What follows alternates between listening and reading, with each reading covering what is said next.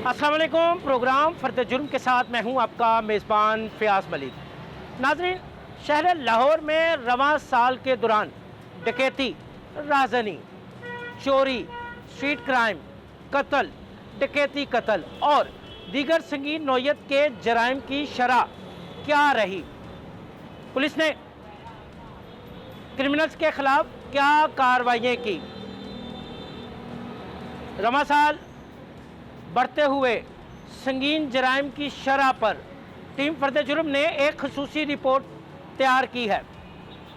सबसे पहले हम आपको दिखाते हैं ये रिपोर्ट। पंजाब पुलिस के दावों के बावजूद सूबे में अमन व अमान की सूरत हाल दिन ब दिन बिगड़ती जा रही है। कहीं डकैत गैंग्स ने शहरियों का जीना दो भर कर रखा है तो कहीं मुहाफिज खुद महफूज नहीं। पंजाब पुलिस का तो दावा लाहौर समेत मुख्तलिफ अजला की पुलिस सर्विस डिलीवरी और क्राइम फाइटिंग में बेहतरीन कारकर्दगी दिखा रही है। क्या शहरी इस दावे पर मुतमईन है और अदादो शुमार क्या कहते हैं? आइए आपको बताते हैं। पंजाब भर में 6 डकैत गैंग्स मुतहर्रिक, जिन्होंने लाहौर समेत जेहलम, अटक, गुजरांवाला, मुल्तान और कसूर को अपना टारगेट बना रखा है। पंजाब में मुतहर्रिक गैंग्स के 29 मुल्जिमान ताहाल पुलिस की गिरफ्त में न आ सके। रवां साल पंजाब भर में डकैती, कत्ल, अगवा बराए तावान, ज्यादती, इक़दाम कत्ल समेत दीगर संगीन जराइम के 67,204 मुकदमात दर्ज हुए। 48% मुकदमात के चलान जमा हुए, मगर पुलिस की नाकिस तफ्तीश के बायस मुल्जिमान सजाओं से बच निकले और जमानतों पर रिहा हो गए।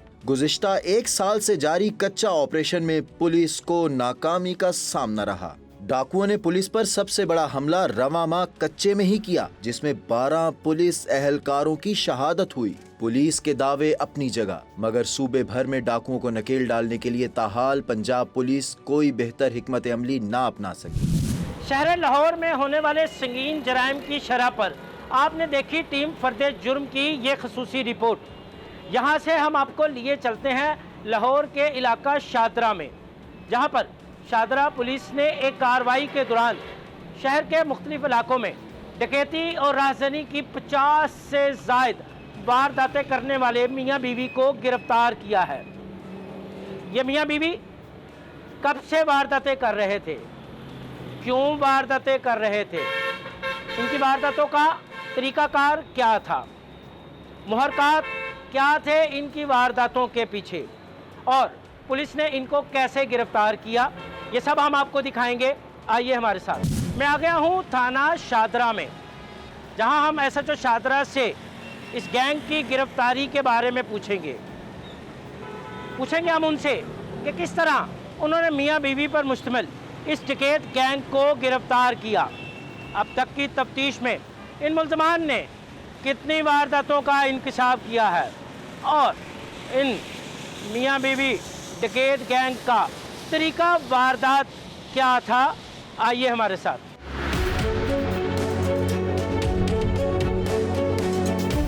मैं इस वक्त मौजूद हूँ SHO शादरा मियाँ तहसीन नजम के पास। हम उनसे पूछते हैं किस तरह इन्होंने ये मियाँ बीवी डकैत गैंग गिरफ्तार किया, इन मुल्ज़मान के नाम क्या हैं, इनका तरीक़ा वारदात क्या है, कैसे ये शहरियों को लूटते थे और किस तरह ये पुलिस की गिरफ्त में आए, कौन सा ऐसा निशान था जिस पे चल कर शादरा पुलिस ने इस डकैत गैंग को गिरफ्तार किया। मेरे साहब बहुत शुक्रिया, आपने अपना कीमती टाइम दिया। डाकू रानी डकैत गैंग, मियाँ बीवी, 50 से ज़ायद वारदातें, लाखों रुपए की नकदी, मोबाइल फ़ोन, तलाई ज़ेवरात की बरामदगी, वारदातों पे वारदातें। कैसे पकड़ा गया ये गैंग, कब से एक्टिव था ये जो पिछले कोई 5-6 माह से ये एक्टिव था। पहले ये एक दो का वारदात करते थे, फिर उन्होंने ज़्यादा वारदातें करना शुरू कर दी। असल में हुआ ये, एक सिटी डिवीज़न में जब इन्होंने वारदातें शुरू की ना, तो ये हमारे रडार में आ गए। DI साहब ने स्पेशल टास्क दिया SP शादरा को, सानुल्ला शाह साहब को, कि इनको आपने अरेस्ट करना है, ये आपकी जिम्मेदारी। नहीं, ये गुज़श्ता 6 माह से वारदातें कर रहे थे, इक्का दुक्का वारदातें कर रहे थे। कौन सी ऐसी वारदातें थी जिस पे आपका माथा टंका या लाहौर पुलिस परेशान होकर बैठ गई कि ये कौन सा गैंग आ गया, कैसे ये आपके रडार में आया?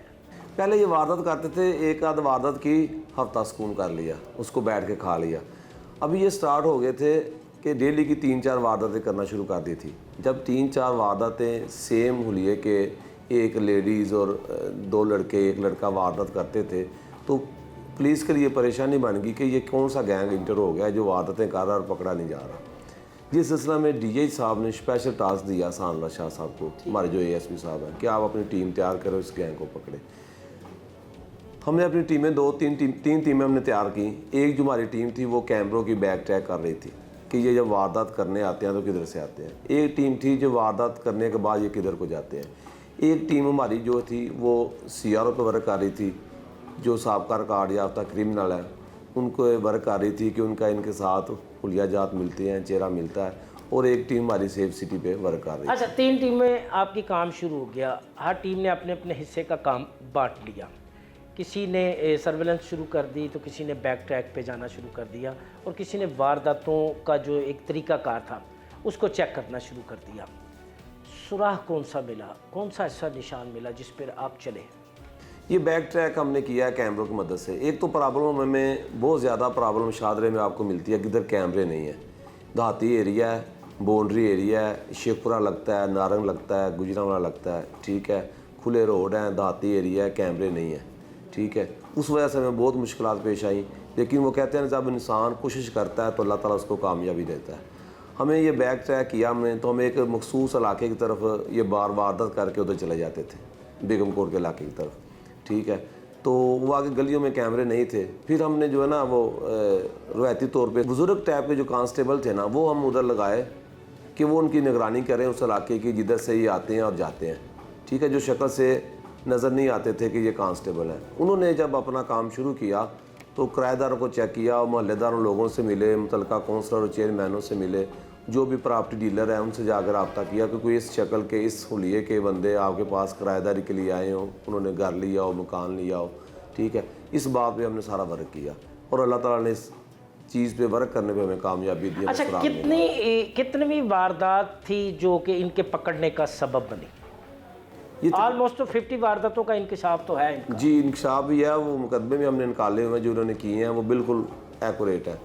ये इनकी तकरीबन 50 से प्लस ही थी जब हमने इनको पकड़ा है। ये रात इन्होंने पहले वारदात की हमारे सगियाँ पे 11:03 पे, उसके बाद इन्होंने फिर रात 1:कुछ पे वारदात की बेगम कोट के इलाके में। अच्छा जी, वो ये के बाद दीगरे जब वारदात करने के बाद फिर हमने इनको, जब ये वापस आ रहे थे तो हमने उधर लगाए हुए थे बंदे अपने सिविल में, तो फिर हमने इनको पकड़ा उधर से। इब्तदाई तफ्तीश में तो इन्होंने उलझाने की कोशिश की होगी कि हम मियाँ बीवी हैं, हम फैमिली हैं, हमें क्यों रोका?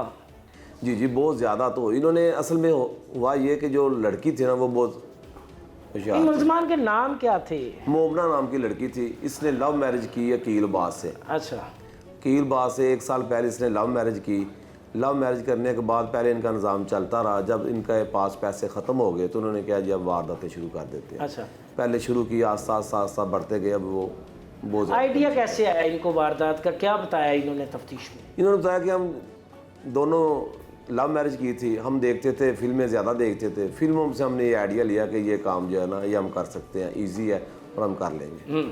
फिर उसके बाद उन्होंने स्टार्ट कर दिया काम करना। इसने इन्होंने बाइक स्नैच की, इन्होंने जेवर स्नैच किया, इन्होंने कैश स्नैच किया, ठीक है। और जो वारदात करने के पहले जो असला होता था, पिस्टल 2 इनके पास थे, ये उस बैग में रखते थे, लेडीज़ बैग में, जो लेडीज़ के पास, ताकि सर्विलेंस चेकिंग ना हो, चेकिंग, पुलिस नाका है, पुलिस स्नैप चेकिंग कर रही है, पुलिस चेक ना करे। अगर हमें रोक के चेक करते भी हैं तो पुलिस हमारा जो है ना लेडीज़ बैग की तरह चेक नहीं करते पुलिस, तो ये बच जाते थे। वारदात के बाद भी जो लूटा हुआ माल था, जेवर, पैसे या जो भी चीज़ें थी, वो भी उस बैग में रख लेती थी लेडीज़ को। अच्छा तहसीन, ये बताइएगा इनकी ज़्यादा वारदातें शादरा और उसके गिरदनवा में थी या फिर जहाँ दिल किया नाका लगाया लूटमार शुरू कर? ये सिटी सर्कल में करते थे, हमारे शादरा टाउन और सिटी सर्कल में। उसके अलावा ये शेखपुरे के इलाके में भी जाके करते थे, नारंग के इलाके में भी जाके करते थे, गुजरांवाला के इलाके में भी जाके ये वारदातें करते थे। और ये इतने शातिर थे, जब वारदात करते थे तब इनका हुलिया और होता था, जब वारदात करने के बाद ये वापसी अपने इलाके को, अपने घर को लौटते थे तो ये अपना जो ड्रेस है वो चेंज कर लेते थे। जो लेडीज़ थी वो अपना बाया चेंज कर लेती थी, उसने ब्लैक कलर का बाया पहना हुआ था, वो उतार देती थी कि वो कैमरों में वो ना आए, अगर आ भी जाए तो उसकी आइडेंटिफिकेशन ना हो। अच्छा, इब्तदाई तफ्तीश में इन्होंने क्या बताया? इतना तो इसमें इन्होंने बताया कि हमारा जब पैसे ख़त्म हुए, गुजारा मुश्किल होता था, तो हमने सोचा कि ये फिल्में वगैरह हम देखते थे, हमारे जहन में आइडिया आया दोनों मियाँ बीवी के हम ये वारदातें शुरू कर देते हैं। शुरू में हमने वारदातें की, उसके बाद हमने कहा कि ये तो बड़ा इनकम का अच्छा ज़रिया है, तो इससे हम वारदातें करके अपना एक घर खरीदते हैं, अपने लिए प्रॉपर्टी बनाते हैं, अपने लिए जो फर्नीचर वगैरह हमारा रहता है, क्योंकि उन्होंने लव मैरिज की थी, उसको पूरा करते हैं। कितनी जो वारदातें थी इनका एक तसलसल था कि बस कभी कभार की करते थे ये नहीं, तसलसल से कर रहे थे ये वारदातें। वारदातों के लिए जो असला था, ये असला इन्होंने कहाँ से ख़रीदा था? ये शेखपुरे के इलाके से एक पठान है, उधर हमने रेड भी किया, लेकिन वो दुकान छोड़ के चला गया उधर से इन्होंने 2 पिस्टल खरीदे थे उधर 3 बोर्स। तफ्तीश का अमल आपका मुकम्मल हो चुका? ये तफ्तीश का अमल मुकम्मल हो चुका। मैं आपको बताता चलूँ कि ये इतने शातिर थे कि ये एक दिन इन्होंने लाहौर में वारदात करनी थी, अगले नेक्स्ट दिन ये शेखपुरे में वारदात करते थे, फिर ये गुजरांवाले में वारदात करने चले जाते थे, फिर नारंग में चले जाते थे। ऐसे इन्होंने एक सर्कल बना के रखा हुआ था। क्या बरामद किया? कितनी मालियत के जेवरात हैं, कितनी नकदी है, कितने मोबाइल फ़ोन्स हैं? इनके 12 मोबाइल फ़ोन हमने इनसे बरामद किए जो इनके पास थे, जो भी इन्होंने सेल नहीं किए थे। ज़्यादा ये मोबाइल जो है ना सेल कर देते थे, ठीक है, वो भी हमने इंशाल्लाह बंदे पकड़ लिए हैं जिनको ये सेल करते थे, वो इन्वेस्टिगेशन के हैंडओवर किए हैं, वो भी तफ्तीश कर रहे हैं। इसके अलावा जेवर ये स्नैच किया था, कोई 15 तोले जेवर था इनके पास, मोटरसाइकिलें थी इनके पास जो उन्होंने स्नैच करके आगे सेल भी कर दी थी, उनके पुर्जा जल्द सेल कर दिए थे। इसके अलावा 2 पिस्टल थे इनके पास और कोई तकरीबन 3 लाख रुपया नकदी था इनके पास। बात सुनी आपने SHO शादरा मियाँ तहसीन नजम की। उनका कहना है कि इस गैंग की गिरफ्तारी से सिटी में वारदातों के तसलसल में वाज़ेह तौर पर कमी आई है। 50 से ज़ायद वारदातों का इंकशाफ किया है। पुलिस ने मुख्तलिफ पहलुओं पर तफ्तीश की तो ये गैंग आ गया कानून की गिरफ्त में। डाकू रानी डकैत गैंग की गिरफ्तारी के हवाले से आपने बातें सुनी SHO शादरा सब इंस्पेक्टर मियाँ तहसीन नजम की। यहाँ से हम चलते हैं अब SDPO शादरा सर्कल की जानिब और उनसे पूछेंगे इस डकैत गैंग की तफ्तीश के हवाले से, और उनसे यह भी पूछेंगे कि शादरा और उसके गिरदोनवा में डकैती और राबरी की वारदातों को रोकने के लिए वो क्या इकदाम कर रहे हैं।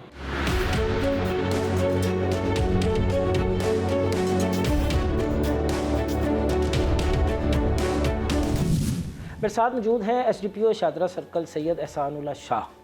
तो हम उनसे पूछते हैं इस डकैत गैंग के हवाले से, और ख़ास तौर पे उनसे ये पूछेंगे कि कौन सा ऐसा निशान था जिस पे चल के उन्होंने इस गैंग को गिरफ़्तार किया। एहसान, बहुत शुक्रिया, आपने अपना कीमती टाइम दिया। डाकू रानी गैंग, 50 से ज़ायद वारदातें, शादरा और गिरदोनवा में डाकू राज लगा दिया उसने। कैसे इस डाकू राज का ख़ात्मा किया? ये गैंग जब स्टार्ट हुई बेसिकली 5-6 महीने से कंटिन्यूस एक गैंग कॉल चल रही थी, डिफरेंट बाकी थानों में भी चल रही लाहौर के, कि गैंग है जिसके साथ खातून होती है और वो वारदातें करते हैं। 3 से 4 बंदों का गैंग है। तो हमारे पास भी ये रिपोर्ट हो रही थी, कभी एक दिन रिपोर्ट हो रही थी, फिर 3 दिन बाद होती थी। टाइमिंग में इनके डिफरेंट औकात होते थे, हमें ये भी नहीं प्रेडिक्ट कर सकते थे कि यार इस टाइम पे ये एरिया हिट हो रहा है। तो उस पर बेसिक हमारा ये होता है कि हम सबसे पहले ये देखते हैं TOs, आपको ज़्यादा आइडिया है इसका। जब TOs हम अरेस्ट करते हैं, यही होता है कि जो हैबिचुअल ऑफेंडर होते हैं उनके हम घर जाके डोर नॉकिंग करते हैं, ताकि उनको बुलाते हैं, ताकि उनको पता हो पुलिस उन पर नज़र रख रही है। हमने वो भी किया। उसमें ऐसा कोई खातून डकैत हमारी नज़र में नहीं आ रही थी। फिर बैक ट्रैकिंग के थ्रू, यहाँ पे कैमरोज़ का बड़ा इशू है, लेकिन स्टिल हमने बैक ट्रैकिंग की, तो उस पर हमें स्लोली हमारे हिंट मिलती गई। जो फिर हमने सिविल पार्टसात में अपने बंदे उन एरियाज़ में लगा कि यार ये कौन से बंदे हैं, क्योंकि एरिया हमने आइडेंटिफाई कर लिया था। बेगम कोट की 2 से 3 गलियाँ थी कि हमेशा वहाँ से करीब से ही वारदातें हो रही, विच मीन्स ये उधर ही कहीं रहती है। तो सिविल पार्टसात में हमने अपनी टीम्स लगाई उधर। उसने फिर आइडेंटिफाई किया कि यार बेसिकली 3 बंदे हैं, वो एक बंदा आजकल गायब है, और वो जो ये एक कपल है बेसिकली। कपल इन लोगों को 1 साल पहले लव मैरिज हुई है। लड़का काम करता था, अब चूँकि ये इधर है, अब बेरोज़गार हो चुके हैं, तो ये 5-6 महीने से इन्होंने ये काम स्टार्ट कर दिया। तो पहले ये हिंट हमें कुछ ऐसी कोई ऐसे रेलेवेंट न्यूज़ नहीं लगी कि यार ऐसी कोई कहानी बना रहा होगा। फिर जब हमने प्रॉपर रेड की, तो फिर रेड जब हमने की, हमें उनके कब्ज़े से मोबाइल्स मिले, पैसे मिले। वो मोबाइल से जो चोरी हुए थे, एक बाइक मिली, और उसके साथ साथ वेपन मिला। उसने जो इंश्योर किया कि यार ये तो वही लोग हैं। फिर हमारे पास, जैसे मैंने कहा कि CCTV फुटेजेस आए, उसमें हमारे पास उनके हुलिया आ गए थे 2 से 3। अब ये शादरा के इलाके में सीसीटीवी फुटेज बड़े कम होते हैं, लेकिन स्टिल आप जो घरों के बाद सीसीटीवी फुटेजेस है उसमें बड़ी एफर्ट चाहिए होती है। पहले तो लोग भी वो कोऑपरेट करने को रेडी नहीं होते कि यार कैमरा ख़राब है, हालांकि कैमरे होते हैं उनके पास, तो वो उनसे फुटेज लेना बड़ा मुश्किल काम था। वो लेके फिर हमने आइडेंटिफाई कि ये यही गैंग है और यही बंदे हैं, तो फिर हमने उनको अरेस्ट किया। उसके बाद उन्होंने कन्फेस भी किया कि ये बेसिकली इनके जो मेन पर्पज़ था करने का, 6 महीने पहले ये बेरोज़गार हो चुके थे, तो इन्होंने कहा कि हम यही काम स्टार्ट करते हैं। तो ये इस तरह हमने फिर इनको गिरफ़्तार किया। अच्छा, ऐसा इनका टारगेट कोई स्पेसिफिक होते थे लोग कि या फिर जेरा आया उन्हें लूट लिया?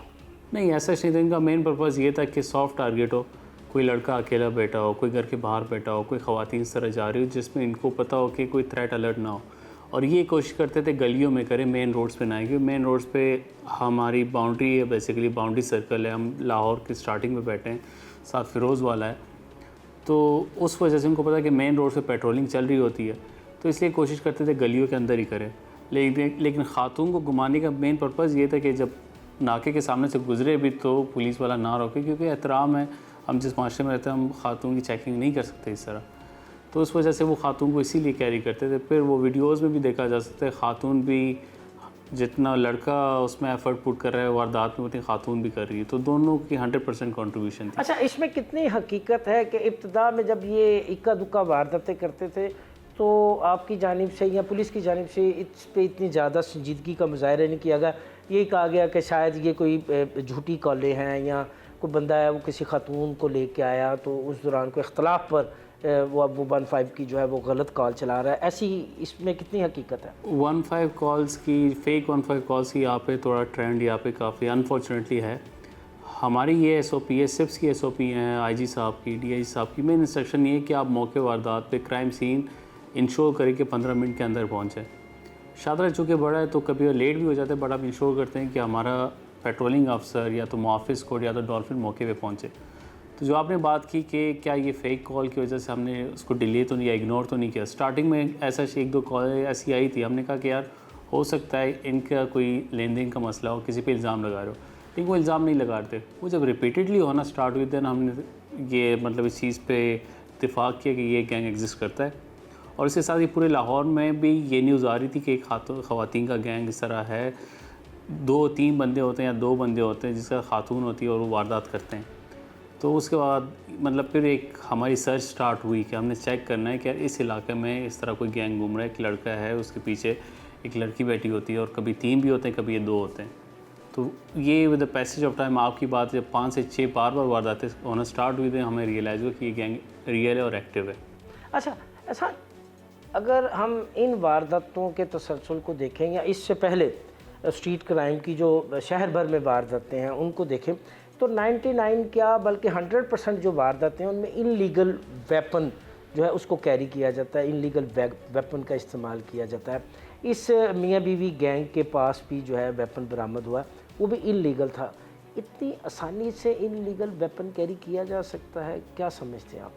हमारी बाउंड्रीज़ है, जो रिस्ट्रिक्शन है, हम उस पर ऑपरेट करते हैं। मैं फिरोज़ वाले जाके रेड नहीं कर सकता, रेड करूँगा तो उनको इन्फॉर्म करना होगा। जो क्रिमिनल्स हैं उनकी कोई बाउंड्रीज़ नहीं है, तो वो फिरोज़ वाला ईज़ी जाते हैं, वो उससे आगे जाते हैं शेखुपुरा में, मज़ीद इलाकों में जिनके लिए ये चीज़ें बड़ी ईज़िली एक्सेसिबल होती है, तो ये बहुत कम पैसों में इनको मिल जाती है। क्या समझते हैं कि इस गैंग की गिरफ्तारी के बाद आपने सूखा सांस लिया है?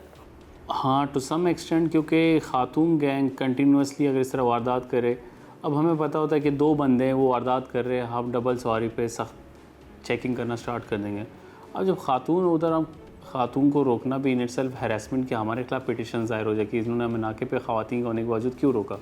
तो इस हवाले से अभी तो हम रिलैक्स है कि चलो ख़वातीन को टारगेट करके स्पेशली नाके पे कि यार एक कपल जा रहा है या वो वाइफ हस्बैंड होगा, उसको हम नहीं रोकते अभी। उन दिनों में बड़ी स्ट्रेस थी कि यार एक ये वारदातें भी कर रहे हैं, फिर हमें पर्दे का भी लिहाज रखना है, ख़ातून की तरह चेक नहीं कर सकते क्योंकि वो पैसे लेके ख़ातून के पर्स में डाल देते थे। तो उस हवाले से हम तौर पर रिलैक्स हुए। एक मंथ में शादरा सर्कल की बात हो 93 रॉबरी हुई थी। पिछले मंथ CCPO मीटिंग में हमने जब डायरी पुट अप की 31 रॉबरीज थी, वो भी ज़्यादा है मेरे हिसाब से, वो भी ज़्यादा है। लेकिन आप बाउंड्री सर्कल देखते हो कंटिन्यू सुबह से आ रहे हो, तो इस महीने भी हमें हिट किया गया है काफ़ी क्रिमिनल्स है। फिर हमने एक्टिव गैंग्स पकड़े हैं, कुछ इधर पकड़े हैं, कुछ उधर जाके पकड़े हैं। तो एक कंटिन्यूस एक फ़ाइट है जो चल रही है, लेकिन जो एक कांस्टेंट एक चीज़ है वो हमारी नाकें हैं। क्योंकि मैं ये मानता हूँ कि अगर क्रिमिनल है एक साइकी, अगर वो देखता है पुलिस वाला उधर अलर्ट कर रहा है तो वो ऑटोमेटिकली वहाँ से पीछे जाएगा। पुलिस वाला उधर थोड़ा लूज़ हुआ, वो उसको क्रॉस करके आगे वारदातें करेगा। तो ये एक स्ट्रैटेजी है कि इफेक्टिव पेट्रोलिंग और नाका ज़्यादा अच्छे हो तो आपका क्राइम काफ़ी हद तक रुक जाता है। बातें सुनी आपने SDPO शादरा सर्कल एहसानुल्लाह शाह की।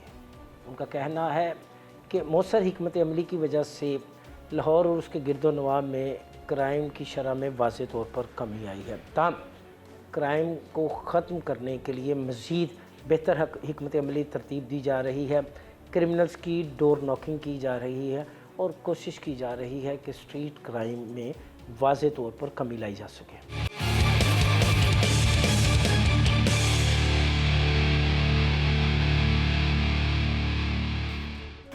डकैती और राबरी की वारदातों में ख़वातीन का मुलव्वस होना यकीनन लम्हा फ़िक्रिया है। क्या वजह है, क्यों ख़वातीन अब स्ट्रीट क्राइम की वारदातें कर रही हैं? इस हवाले से हम बात करेंगे प्रोफेसर हितना इकबाल से। आइए हमारे साथ।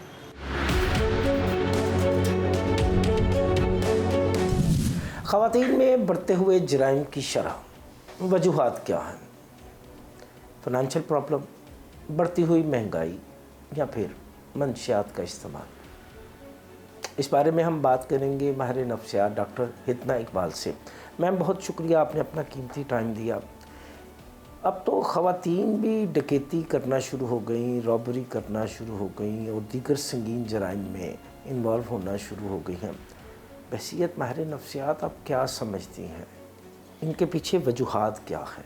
जो भी क्रिमिनल बिहेवियर होता है उसके पीछे रीज़न्स जो होते हैं ना, वो एकदम से नहीं होते। इंसान की पैदाइश से वो रीज़न्स शुरू हो जाते हैं। आप जिस माहौल में पैदा होते हैं, जिस घर में पैदा होते हैं, आपकी एजुकेशन कैसी होती है, आपकी तरबियत कैसे होती है और आप बड़े होके एक एज एन एडल्ट कैसे इंडिविजुअल बनते हैं, ये सारा चीज़ जो है ये आपस में कनेक्टेड होती है। कोई भी बच्चा अगर पहली दफ़ा घर में कोई किसी के पैसे उठाता है या किसी को नुकसान पहुंचाता है, किसी जानवर को नुकसान पहुंचाता है या किसी की चीज़ ख़राब करता है या किसी को तंग करता है, उस पे उसके वालिदैन का कैसा रवैया होता है, उसका वो कैसी सज़ा देते हैं, वो कैसे उसको समझाते हैं कि ये गलत आपने काम किया और ये आगे जाके छोटे छोटे बिहेवियर्स होते हैं, वो आगे जाके बड़े बड़े क्राइम्स बन जाते हैं। तो जेंडर डिस्क्रिमिनेशन ऐसे जिसमें नहीं होती। आपका बचपन में आपकी तरबियत कैसे है, आपकी वालिदैन ने आपको क्या चीज़ सिखाई है, सही क्या है गलत क्या है, इसका बहुत बड़ा रोल होता है कि आप एज एन एडल्ट कैसे इंडिविजुअल हैं और आप कैसे बिहेवियर्स करें। तो क्राइम हमें जब हमारे सामने आता है क्राइम तो हम समझते हैं हो ये क्या हो गया, ये तो बहुत बड़ी बात है। हालांकि ये ऐसा नहीं होता, उसके पीछे एक पूरी हिस्ट्री होती है जिसको हमें देखने की ज़रूरत होती है कि ये जो इंसान क्राइम कर रहा है ये इस वक्त जो अब यहाँ पहुँचा है वो कैसे पहुँचा है और उसकी वजह क्या है। तो वजूहात आपने पूछी, वजूहात में सबसे पहले तो घर का माहौल है, वालिदैन पेरेंटिंग कैसे कर रहे हैं बच्चों की, गलत और सही का कॉन्सेप्ट कैसे दे रहे हैं, वालिदैन अपने बच्चों के लिए कितने मौजूद हैं। सिर्फ फ़िज़िकल अवेलेबिलिटी नहीं होती, इमोशनल अवेलेबिलिटी कैसी है वालिदैन की, एथिक्स कैसे सिखा रहे हैं, मोरालिटी का कॉन्सेप्ट क्या दे रहे हैं। उसके बाद उस बंदे की अपनी पर्सनालिटी भी होती है। हम साइकोलॉजी की लैंग्वेज में ये कहते हैं कि पर्सनालिटी की कुछ ऐसी टाइप्स होती हैं जो इंक्लाइंड होती हैं टुवर्ड्स क्रिमिनल बिहेवियर। ठीक है, जैसे एक बच्चा है, हम उसको कहते हैं कॉन्डक्ट डिसऑर्डर, एक पैथोलॉजी का नाम है। अगर एक बच्चा बचपन से जानवरों को नुकसान पहुंचाता है, उनको बिल्ली की दुम पकड़ ली, उसको गोल गोल घुमाना शुरू कर दिया, यानी उसको तकलीफ़ दे के मज़ा आ रहा है, उसको खुशी हो रही है, ये नॉर्मल बिहेवियर नहीं है। पेरेंट्स को ये चीज़ जज करनी चाहिए कि अगर उनका बच्चा ऐसे कोई बिहेवियर्स में इन्वॉल्व है तो उनको इस चीज़ को अटेंड करने की ज़रूरत है। कई पेरेंट्स हम देखते हैं कि वो साथ मिल के मजाक उड़ाते हैं या वो समझते हैं कि ये तो शरारत कर रहा है। शरारत और एक गलत काम में फ़र्क है। तो बच्चे की शरारत आपको जज करनी आनी चाहिए कि उसमें डिफरेंस क्या है। अगर आप ऐसी कोई बिहेवियर्स बच्चे में देख रहे हैं कि वो झूठ बोलता है बात बात पे, छोटी छोटी बात पे झूठ बोलता है, या होमवर्क नहीं करता तो टीचर के साथ झूठ बोलता है, या अपनी क्लास में दूसरे बच्चों को तंग करता है, उनकी चीज़ें उठा लेता है, या कोई चीज़ पसंद आई है तो वो चोरी कर लेता है। और वालिदैन या टीचर्स इस बिहेवियर को सिर्फ इस हद तक समझ रहे हैं कि ये तो एक बच्चा है, बच्चे ने कर ये बिहेवियर अपनी जगह पे, ये आदत अपनी जगह पे, यकीनन ये वालिदैन का फ़र्ज़ है कि वो अपने बच्चों पे कड़ी निगाह रखें। लेकिन यहाँ मामला हमें कुछ उलट नज़र आ रहा है। अब तो पहले डाकू गैंग होते थे जिनमें मर्द हजरात होते थे, लेकिन अब तो फैमिली डकैत गैंग जो है वो मार्केट में आना शुरू हो गए हैं। ख़वातीन जो है वो अपने भाइयों के साथ मिलकर वारदातें कर रही हैं, मियाँ बीवी मिलकर वारदात कर रहा है, बहन भाई वारदात कर रहा है। ये क्या एक नई ट्रम मार्केट में आ गई, ये क्या वजूहात, इनके पीछे आप क्या समझती हैं? देखिए, जब हम एक फैमिली की बात करते हैं ना, तो फैमिली को हम सोशली एक ग्रुप कंसिडर करते हैं कि ग्रुप वो लोगों का होता है जिनकी कॉमन इंटरेस्ट्स होते हैं, कॉमन उनकी आदत होती हैं, आदत मिलती हैं, जेनेटिक्स मिलती हैं। अगर आपने जैसे बहन भाई की बात की तो ज़ाहिर है वो एक ही पेरेंट से का प्रोडक्ट हैं, तो उनकी जेनेटिक्स मिलेंगी। मियाँ बीवी तो हाँ, एक ही वालिदैन, मियाँ बीवी के गोल्स सेम हो सकते हैं। जैसे अगर बीवी बहुत ज़्यादा एम्बिशियस है, वो डिमांड करती है कि मेरी हमसाई ने या मेरी दोस्त ने ये इस तरह के कपड़े पहने हुए थे, या इस तरह की ज्वेलरी पहनी हुई थी, या ऐसा मेकअप किया हुआ था, तो हमारे पास उतने पैसे नहीं हैं या हम वो चीज़ अफोर्ड नहीं कर सकते, तो मुझे भी वो चाहिए। वो अगर अपने बंदे से डिमांड करती हाँ, है ना भी जितों मर्जी ले आके दे। लेकिन यहाँ तो मामला ये है कि बीवी मियाँ के साथ मिलकर वारदातें कर रही है, और ऐसे कई गैंग जो है वो मार्केट में है। मैं उसी तरफ आ रही हूँ कि अगर बीवी के अंदर ये टेंडेंसी है कि वो अपनी लाइफ से सेटिस्फाइड नहीं है, और वो अपने मियाँ को ये मैसेज देती है कि हम एक जिस तरह की लाइफ गुजार रहे हैं वो सेटिस्फैक्ट्री नहीं है, और मियाँ उसके आइडिया को कंप्लाई करता है, यानी वो मानता है उसके आइडिया को कि हाँ जो तुम कह रही हो वो ठीक कह रही हो, तो फिर वो साथ बैठ के कोई ना कोई मंसूबा, क्योंकि क्राइम करने के पीछे भी मंसूबा होता है, प्लान होता है, तो प्लानिंग करने के लिए आपके दिमागों का एक ही डायरेक्शन में चलना ज़रूरी है। अगर आप क्राइम भी करने लगे या कोई अच्छा काम भी करने लगे हैं, क्राइम तो चले हम क्राइम की बात करें, अगर मैंने या मेरे हस्बैंड ने मिलकर कोई अच्छा काम करना है तो उसके लिए भी हमारा एक ही पेज पे होना ज़रूरी है। सिमिलरली क्राइम में भी ऐसा ही होता है कि अगर आप क्राइम करना चाह रहे हैं, एक बिहेवियर आपने करना है, किसी को नुकसान पहुंचाना है या किसी से कोई फ़ायदा उठाना है, तो आपका एक ही पेज पे होना ज़रूरी है। आपने बैठ के उसकी स्कीम बनानी है, प्लान बनाना है, आपने उसके प्रोज एंड कॉन्स ढूंढने हैं, अपने आप को कैसे बचाना है, झूठ कैसे बोलना है, क्या कैसे वारदात करनी है। तो ज़ाहिर है आपका जहन मिलेंगे तो आप उस पे मंसूबे पर पहुंचेंगे। तो जहन मिल जाते हैं, ठीक है, अगर एक ही तरह के जहन होंगे, एक ही तरह के सोचने के अंदाज होंगे, तो फिर जाहिर है वो बिहेवियर करना भी उनके लिए आसान हो जाएगा। अगर उनमें से एक बंदा भी बीच में ये कह देगा कि नहीं ये तो गलत बात है, ये नहीं हमें करना चाहिए, तो जाहिर है दूसरा बंदा लड़खड़ाएगा। लेकिन अगर दोनों लोग एक ही डायरेक्शन में सोच रहे हैं तो फिर उनका बिहेवियर करना ईजी हो जाएगा। मुलजमान ने एतराफ़ किया कि वो मूवीज़ देखते थे, वो इस नौयत की सीरीज़ देखते थे, तब उन्होंने इस क्राइम को जो है अडॉप्ट किया। देखिए, ये होती है सेंसेशन सीकिंग। ये इंसान की पर्सनालिटी का एक कंपोनेंट होता है कि हर इंसान के अंदर ये एक ट्रेट होता है कि वो इस तरह की जो मुख्तलिफ वीडियोज़ होती हैं या टीवी ड्रामाज़ होते हैं या इस तरह की फिल्म्स होती हैं, उसको देख के इंस्पिरेशन लेता है, और उसके लिए ये सेंसेशन सीकिंग का एक वो कंपोनेंट बन जाता है, और उसको ये लगता है कि चूँकि ये पर्दे पे हो रहा है तो ये असल ज़िंदगी में भी हो सकता है, ये डूएबल चीज़ है, तो इसीलिए वो फिर उसको एग्जाम्पल बना के, उसको मॉडल बना के, उसको फिर वो अपनी असल ज़िंदगी में भी वो करने की कोशिश करता है। अच्छा डॉक्टर साहब, लगे हाथों ये भी बता दीजिएगा कि कैसे ऐसे वाक़यात से बचा जा सकता है? बचने के लिए दो चीज़ें हैं, एक तो ये कि क्रिमिनल को कैसे रोका जाए, और एक ये कि विक्टिम कैसे ना बना जाए। तो ये दो चीज़ें हैं। क्रिमिनल को क्रिमिनल बनने से कैसे रोकना है, इसके पीछे भी बहुत बड़ी एक मतलब क्या कहना चाहिए, मैंने आपको जैसे पहले भी बताया कि पेरेंटिंग से ये चीज़ शुरू होती है, पैदाइश से ये चीज़ शुरू होती है।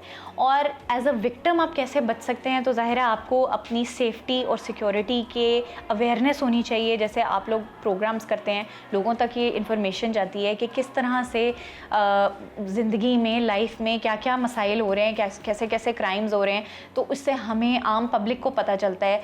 अवेयरनेस उनको होनी चाहिए कि कैसे क्या क्या हो रहा है लाइफ में, और आप उसको कैसे, जैसे साइबर क्राइम आजकल बहुत कॉमन है, तो फिर टीवीज़ पे मीडिया को इस्तेमाल करते हुए कौन कौन से तरीके हैं जिससे लोग क्राइम करते हैं और आप उससे कैसे बच सकते हैं। तो ये अवेयरनेस का बहुत बड़ा रोल है।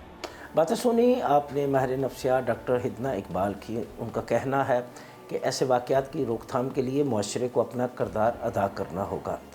तरबियत का फुकदान है, तरबियत के अमल को बेहतर बनाना होगा।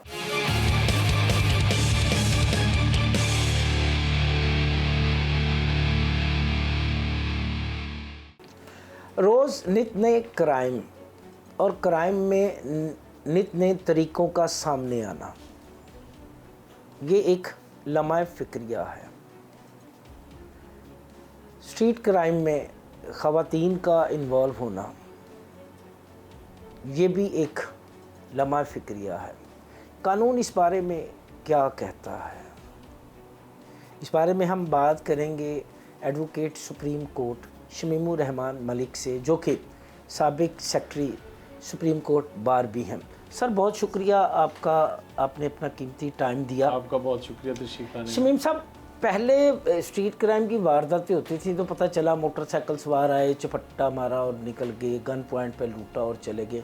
अब तो मोटरसाइकिलों पे भी फैमिली डकैत गैंग आ गया, यानी अब कहीं मियाँ बीवी वारदातें कर रहे हैं तो कहीं बहन भाई वारदातें कर रहे हैं। जुर्म की इस नई टर्म्स के बारे में क्या कहेंगे आप? देखिए, बुनियादी तौर पे जो हमारी क्रिमिनल जूरिस्प्रूडेंस है उसमें कहा जाता है कि nobody can be wiser than law. लेकिन ये जो जितने भी हमेशा क्रिमिनल्स होते हैं ये हमेशा नए रास्ते निकालते हैं, और ये भी एक नया रास्ता है, क्योंकि वो ये समझते हैं कि इस सोसाइटी में ख़वातीन की एक्सेप्टेबिलिटी ज़्यादा है। अब पुलिस भी नाके पर उनको नहीं रोकती, लोग भी एहतराम देते हैं। अगर किसी के साथ आपने वारदात करनी है तो वो खातून जब रोकेगी किसी को और अपनी को मजबूरी बताएगी तो लोग ज़्यादा रिसेप्टिव हैं उसके बारे में। तो ये जो हमारी, मैं समझता हूँ हमारे माशरे की बल्कि एक अच्छाई है, उसको वो क्रिमिनल्स गलत तरीके से नेगेटिवली यूज़ करके जो कर रहे हैं, जो कि एक तकलीफ़देह बात है।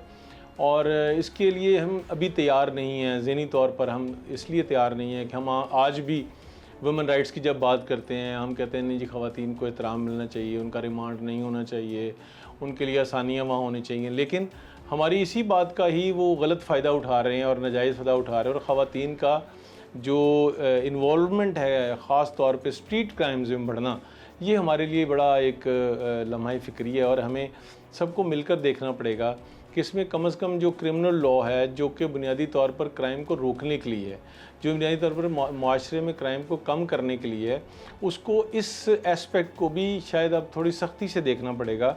बेशक वो बड़ी अच्छी बात है कि हमारा लॉ भी ख़वातीन को एहतराम देता है, जजेस भी देते हैं, मैं और आप भी देते हैं। हम सब लोग जब खातून आए तो उसको रास्ता देते हैं, उसको कहीं बस में जगह देते हैं। लेकिन इसको जब ये आप मिसयूज़ करेंगे, जब उसको गलत इस्तेमाल करेंगे, तो अल्टीमेटली आप ख़ुद ही, ये ख़वातीन ही इसकी ज़िम्मेदार होंगी कि वो हमें मजबूर कर रहे हैं लेजिस्लेटर्स को या उन लोगों को जो कवानीन बनाते हैं या जो पॉलिसी बनाते हैं या जिनका इम्प्लीमेंटेशन ऑफ लॉ जिनका काम है, कि उनको फिर इसके ऊपर कुछ ना कोई रास्ता तो निकालना पड़ेगा। आखिर इसको रोकना है, आखिर इसको बढ़ने तो नहीं देना।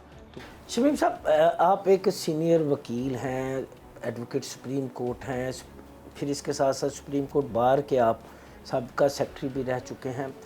अपनी सीनियरिटी और तजर्बे के लिहाज से बताएं कि स्ट्रीट क्राइम के जो मुकदमात हैं उनकी तफ्तीश में ऐसा कौन सा सुकम है जिनका फ़ायदा ये क्रिमिनल उठाते हैं और ऐसे पकड़े जाते हैं, ऐसे बाहर आ जाते हैं और फिर दोबारा वारदातें शुरू कर देते हैं? देखिए, बदकिस्मती से हमारे यहाँ जो इन्वेस्टिगेशन है, क्रिमिनल इन्वेस्टिगेशन, उसमें बहुत सारे लूप होल्स हैं। सारी दुनिया कहीं से कहीं बढ़ गई और हम वहीं पर खड़े हैं। हमने जो इन्वेस्टिगेशन के मॉडर्न टूल्स हैं वो यूज़ ही नहीं कर रहे, हमें उसकी समझ भी नहीं है।